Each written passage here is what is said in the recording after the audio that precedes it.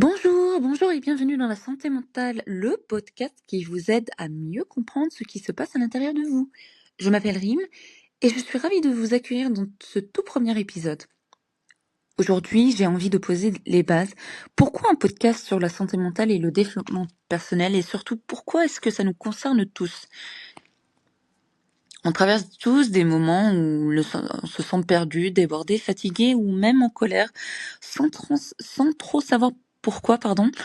On vit des périodes de doute, de remise en question, pourquoi des douleurs qu'on n'arrive pas à nommer, et pourtant on garde souvent tout pour nous. Parfois c'est par peur d'être jugé, ou par peur de déranger, ou parce qu'on ne sait tout simplement pas à qui en parler. Alors ce podcast, c'est un espace pour ça, pour mettre des mots, pour mieux comprendre et surtout pour se rappeler qu'on n'est pas seul. La santé mentale, ce n'est pas un sujet à part, c'est notre équilibre, notre manière de ressentir, de penser et de réagir. C'est ce qui influence nos relations, nos choix, nos quotidiens, même quand on ne se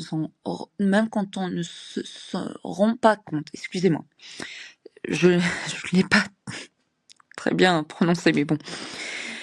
Et pourtant, pendant longtemps, on a mis ce sujet de côté, on l'associe à la folie, à la faiblesse, alors qu'en réalité, prendre soin de sa santé mentale, c'est juste prendre soin de soi, tout simplement.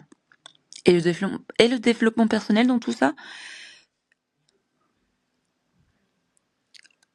ce n'est pas un mode, ce n'est pas un livre miracle ou un to-do list à cocher, c'est un chemin, parfois inconfortable, souvent profond, mais toujours révélateur. Apprendre à mieux se connaître, à poser ses limites, à accueillir ses émotions et à sortir de ses schémas.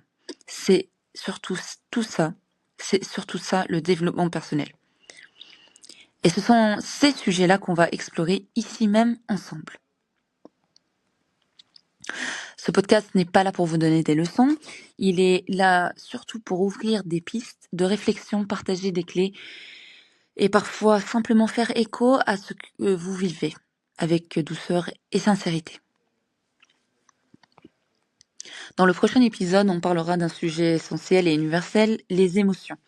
Comment les reconnaître, les accueillir et surtout comment mieux les gérer au quotidien. D'ici là, prenez soin de vous et souvenez-vous, votre santé mentale mérite autant d'attention que votre cœur.